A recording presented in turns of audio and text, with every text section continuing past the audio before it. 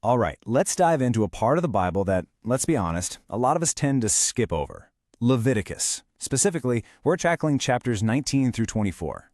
Now, it can seem like just a dry list of ancient rules, right? But what if it's not that at all? What if it's actually a blueprint, a detailed guide for how an entire nation could reflect the very character of God in every single part of their lives? Today, we're decoding what's known as the Holiness Code. So here's how we're going to break this down. We're going to follow the text chapter by chapter. We'll start with how holiness played out in everyday life for everyone. Then we'll get into the pretty serious consequences for breaking those rules. After that, we'll zoom in on the even higher standards for the priests and their offerings, before seeing how this whole idea of being set apart shaped their calendar, their worship, and even their entire justice system. Okay, so let's kick things off with chapter 19. And this chapter is just incredible because it paints this picture of holiness that isn't just for the temple, it's for the marketplace, the farm, the family. It touches every single part of daily life for every person. This right here, this is the bedrock for everything else that follows. The call to be holy wasn't some random arbitrary rule. No, it was a direct invitation to mirror God's own character. The logic is simple, really. Because I am holy, you are to be holy. But that begs the question, right? What does a holy life actually look like day to day? And what's so amazing is just how practical and down-to-earth these commands are. This is not some lofty, abstract theology. This is real-world ethics. Holiness meant things like leaving the leftovers from your harvest for the poor. It meant paying your workers on time. It meant using honest scales in your business. And woven through all of this, you get these two bombshell commands. Love thy neighbor as thyself, and just as radical, love the stranger as thyself.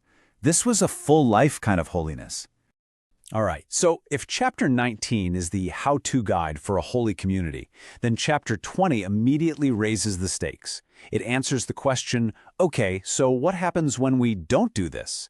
This section gets into the severe consequences, and it shows you just how seriously they took this covenant relationship with a holy God.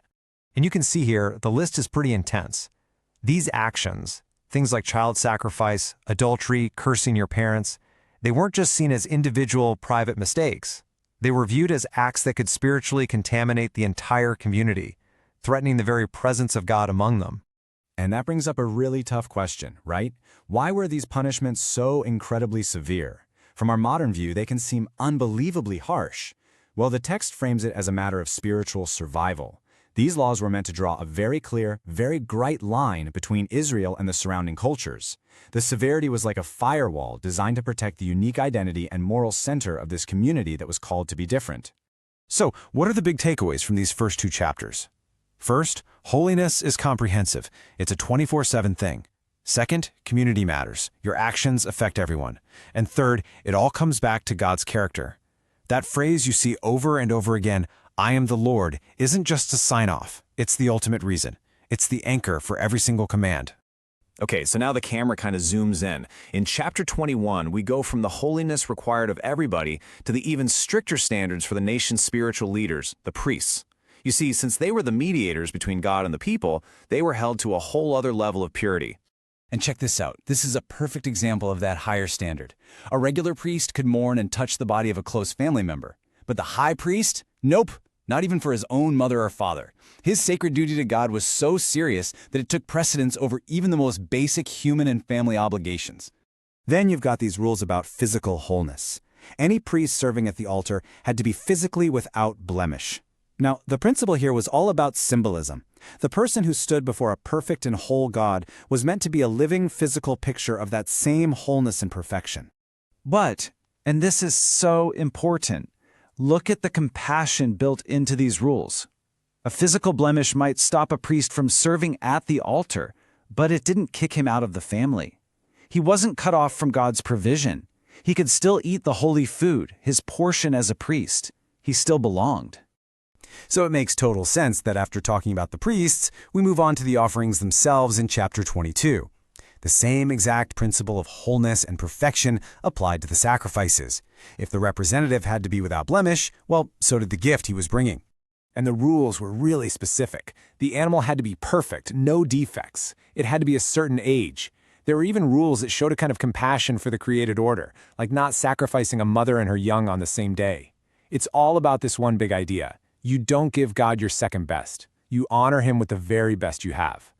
So, what's the big picture here? Well, leadership carries a heavy responsibility. That symbolism of physical wholeness pointed to a deeper, spiritual perfection. And ultimately, God is worthy of the absolute best we have to offer, not our leftovers.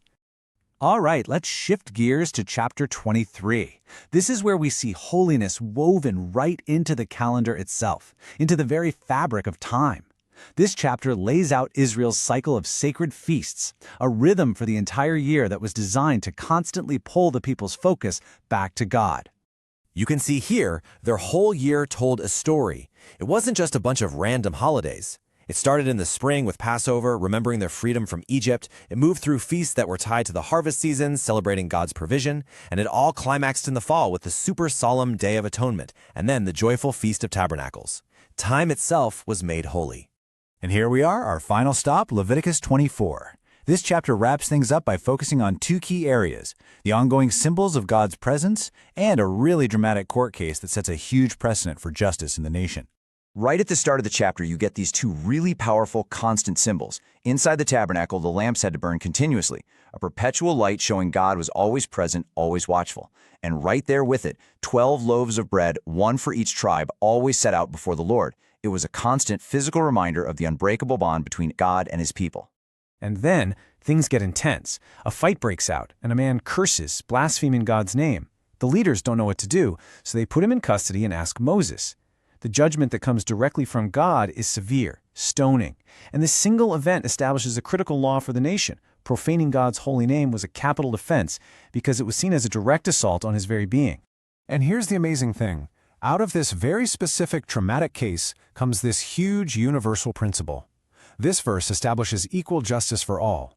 The same law, the same standard applied to everyone, whether you were a native-born Israelite or an immigrant living in the land. This is also where we get the eye for an eye principle, which wasn't about personal revenge, but about proportional justice, ensuring the punishment truly fit the crime. So, to wrap up this last section, their worship calendar gave rhythm and meaning to their whole year. God's name and character were to be treated as supremely holy, and his justice was meant to be fair and impartial for every single person. This quote really just brings everything we've talked about full circle. It's the ultimate why. Why all these rules? Why live this way? Because God, the one who makes them holy, is the same one who rescued them. Their whole way of life was meant to be a response to who God is and what he had done for them. So that leaves us with a question to chew on. The big idea here is that holiness means being set apart, living differently for a different purpose. So if we take away the specific rituals of ancient Israel and just look at the core principles, what does it look like to live a set-apart life today? What might those values of justice, compassion, integrity, and reverence actually look like in our world? Thanks for joining this explainer.